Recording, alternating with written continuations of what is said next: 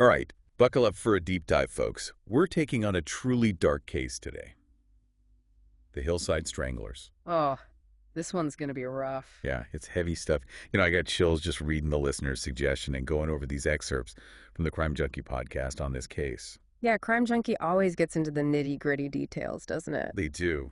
And those details are going to stay with you. Yeah. We're talking about Los Angeles back in the late 70s. Sunny LA. Yeah, well, not so sunny for the victims of Kenneth Bianchi and Angelo Buono. These cousins, man, they unleashed a reign of terror that left at least 12 young women dead. 12. It's hard to even comprehend. It is. So what we're going to try and do today is, not just focus on the murders themselves, though those are obviously central. Right, we got to lay out the facts. Absolutely. But we also want to dig into the why. Like, what drove these men to such depravity? And how did they manage to evade capture for so long?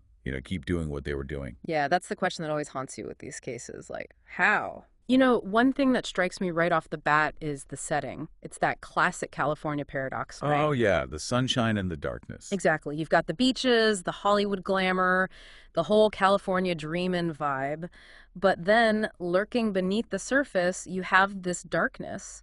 Multiple serial killers operating in that same landscape. Especially during the 70s and 80s, it seems like California was a hotbed for this kind of activity. Like a breeding ground, almost. Almost. It's a stark reminder that evil can thrive anywhere, even in paradise. You know what I mean? It's true. It's like a dark underbelly to that whole carefree California image. Exactly. And speaking of darkness, the details of this case are particularly brutal. I mean, the way the victims were treated. Oh, it's just chilling. Yeah. The Crime Junkie episode talked about how meticulously they cleaned the bodies, almost like a ritual, Right, like they were trying to erase any trace of themselves. Exactly. But then they would dump the bodies in these increasingly brazen locations. Like, first it was along freeways, kind of hidden away. But then they started leaving them in residential driveways. Oh. And then, the ultimate act of defiance, a body found near LA City Hall. Like they were taunting the authorities. Yeah, it's like they were escalating, getting more and more confident, more and more bold. Which is terrifying. Absolutely. And it wasn't just the dumping grounds that were brazen. Think about the fact that they were impersonating police officers. Oh, that's just so creepy. Using that authority to lure their victims. There's that story of Catherine Laurie Baker, the actor's daughter. Oh, I remember that. She almost became a victim. Can you imagine? It's terrifying. But because her father was famous, they let her go. Wow. It's a chilling thought, though, right? Like, if those men had been able to maintain that facade of authority, for how much longer might they have continued? Right. How many other victims would there have been? Exactly. And it makes you think, were those early reports of police impersonation taken seriously enough? Yeah, that's a good question. It's like, were people willing to believe that someone in uniform could be capable of such horrific acts? Want to trust authority figures? Oh, of course. But sometimes that trust can be misplaced. And in this case, it had devastating consequences. It seems like there were a lot of missed opportunities, moments where the investigation could have potentially gone in a different direction. Like, there was a witness who saw the abduction of Lauren Wagner. Right, one of the victims. Did that witness's description lead to any leads? Did it help the investigation at all? I don't know. It makes you wonder, though, if they had focused more on those early sightings, could they have caught them sooner? It's definitely a question worth considering. Yeah. But unfortunately, the sources don't give us all the answers there. That's often the case with these historical cases, isn't it? Yeah, you have to work with what you have. And speaking of working with what we have, let's talk about the victims themselves. In those early days of the investigation, there seemed to be a public apathy towards the victims, especially since many of them were sex workers. Oh, absolutely. It's a disturbing trend we see in a lot of serial killer cases. Yeah, almost like an echo of the Jack the Ripper era. Exactly. It's like society just didn't value those lives as much. Right. And it makes you wonder, if those initial victims had been given the same attention and urgency as, say, a college student or someone like Catherine Baker, the actor's daughter. Would things have been different? Would they have caught them sooner? It's hard to say. It's a really disturbing thought. It is. And even as the body count rose and the victims became more seemingly random, the killers still maintained this chilling pattern. The meticulous cleaning, the escalating boldness of the dumping grounds. It's like they were getting more confident, more depraved with each victim. Almost like they were reveling in it. And that brings us to the detail about Christina Welker, the art student. She was found with puncture marks, and the sources say she was injected with Windex. Windex. Yeah. Why Windex? What was the purpose of that? Was it torture? Some kind of twisted experiment? A misguided attempt to disguise the cause of death? Ugh, it's just so disturbing. It really highlights their complete and utter disregard for human life. Like, they didn't even see these women as people. Just objects. Yeah. It's chilling. So let's dive into the minds of these men, Kenneth Bianchi and Angelo Buono. They were cousins, right? Right. And their relationship is fascinating in a very dark way. Tell me more about that. Well, Angelo was the older one, and from what I've read, he seems to have been the dominant personality, the one calling the shots. The sources describe him as manipulative and controlling, with a history of violence. So like the mastermind? Yeah, I think that's a fair assessment. Kenneth, on the other hand, he was more of a follower, someone who craved direction and belonging. Ah, so Angelo provided that for him. In a way, yes. But it was a toxic, twisted kind of guidance. Both of their backstories are filled with desperation, failed schemes, and a growing disregard for the law. Interesting. They had tried all sorts of things to make money, get ahead, from pimping to running scams. They even created a fake trick list to target and punish women who crossed them. Wow. It's like their actions just kept escalating, fueled by their frustrations and their greed. And then, of course, we have the murders. Yeah, the ultimate expression of their depravity. But here's where it gets even more interesting, or I guess you could say horrifying. Okay, lay it on me. While Kenneth was actively participating in these horrific murders, he also had this strange aspiration of becoming a police officer. Really? He even went on ride-alongs with the police. Imagine that. Oh, wait. While he was committing these murders. Oh, my God. It's like some bizarre, twisted double life. It's almost incomprehensible. Like, did he really think he could inhabit both worlds? The upholder of the law and the breaker of it? It's mind-boggling. And you know what's even more fascinating? When Angelo, the older cousin, found out about Kenneth's police connections, he immediately recognized the danger. Oh, wow. He sent Kenneth away, got him out of town. Like he knew it was too risky? Exactly. It really highlights the difference in their personalities, I think. Angelo was more strategic, more aware of the risks involved. He was playing a long game. And Kenneth was just following his lead. It seems that way.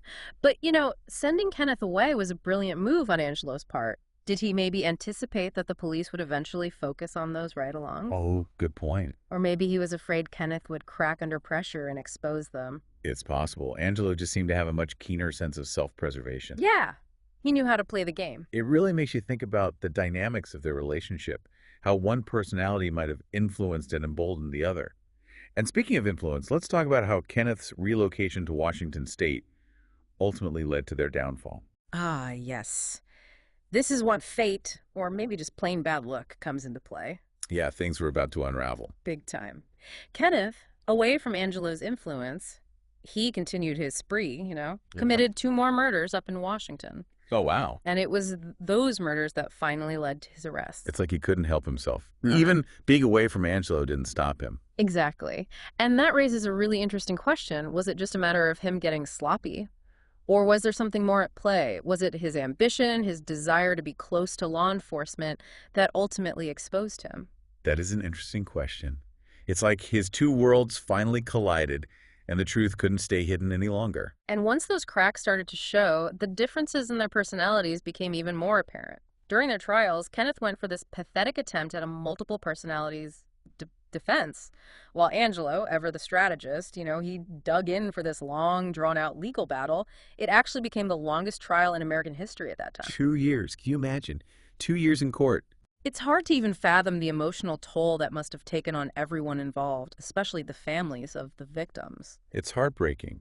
And it really underscores the fact that justice, even when it's served, can be agonizingly slow. Yeah, and it can never truly erase the pain, the loss. Right. And in this case, that loss was immense.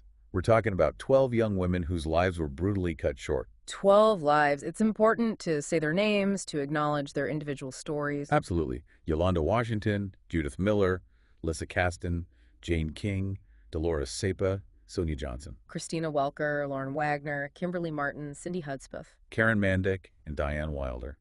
These were real people with hopes and dreams, with loved ones who grieved their loss. They weren't just names on a list. They were daughters, sisters, friends, They had lives outside of their encounter with Bianchi and Buono. and those lives were stolen from them. It's a sobering reminder that behind the headlines, behind the cold facts of the case, there are real people whose lives were forever altered by these acts of violence. And I think it's important to consider the broader societal context as well.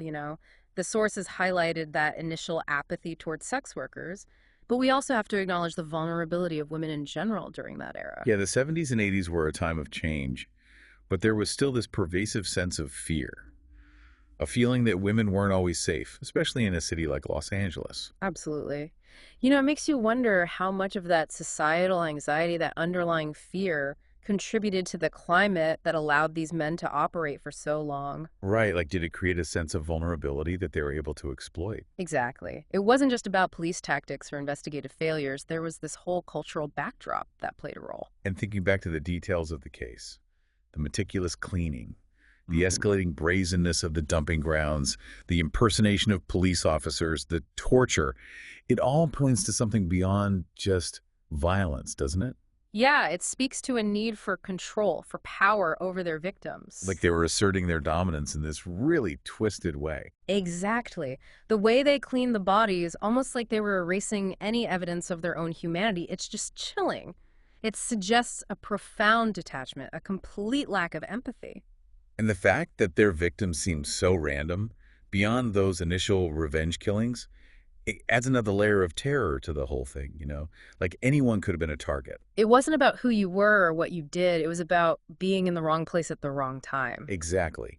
And that randomness, coupled with the meticulously planned and executed nature of the crimes, it creates this really unsettling paradox. Right, like control and chaos all mixed up together. They were meticulous in their methods, but seemingly indiscriminate in their choice of victims. It's almost as if they were playing God, deciding who lived and died based on some twisted whim. It's a terrifying thought. But it also brings up a question that we haven't really explored yet. What was the motivation behind all of this? Right, like what drove them to do it? What was the end game? That's the million-dollar question, isn't it? And unfortunately, there's rarely a simple answer in cases like this. Especially with something this complex. Exactly.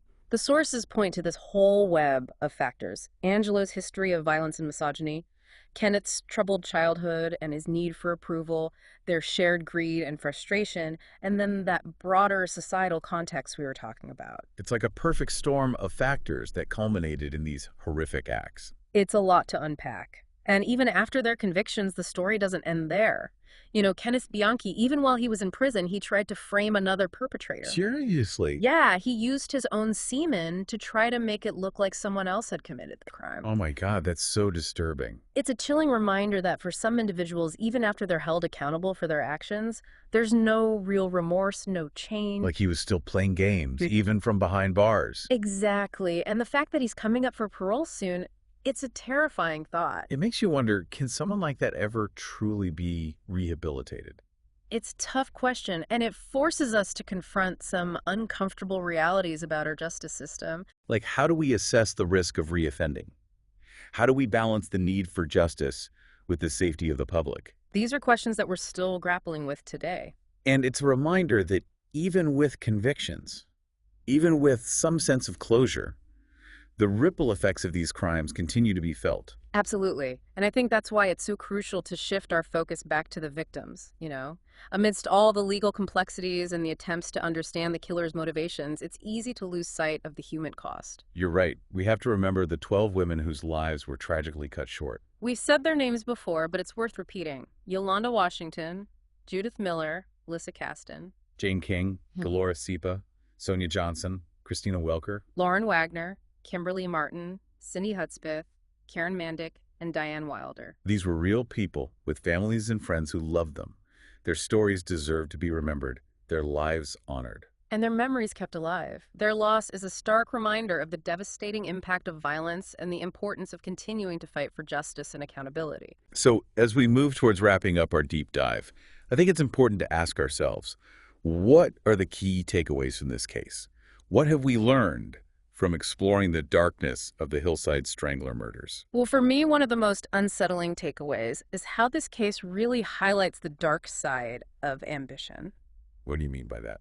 Well, think about Kenneth Bianchi. His desire to be a police officer juxtaposed against his horrific crimes, it just speaks to this profound disconnect. Yeah, it's a real head-scratcher. Like, he was going on ride-alongs, interacting with officers, even being questioned by investigators. And nobody suspected a thing. It really challenges our assumptions about human nature.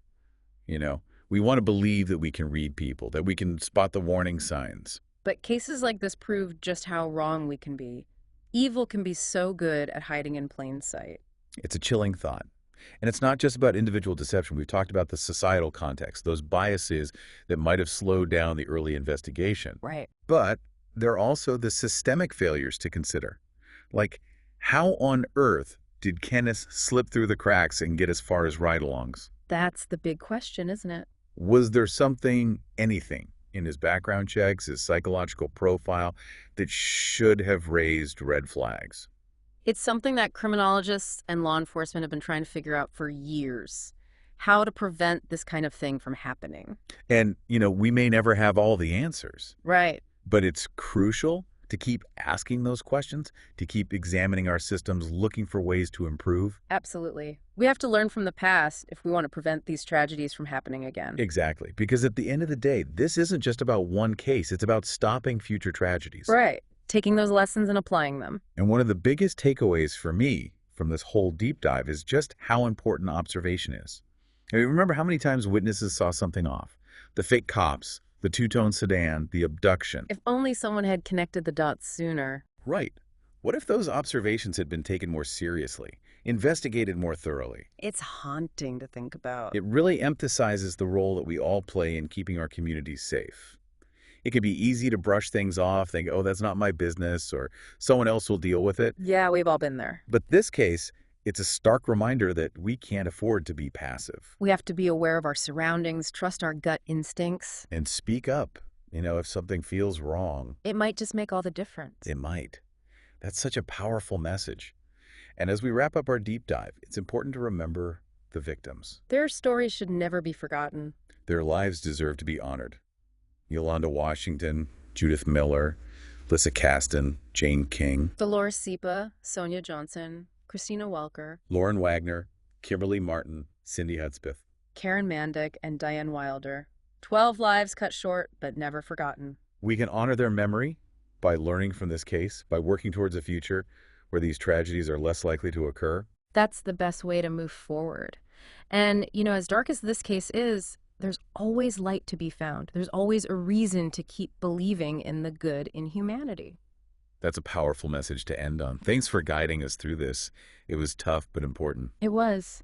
And to our listeners, thank you for joining us on this difficult journey. Let's all do our part to create a safer, more compassionate world.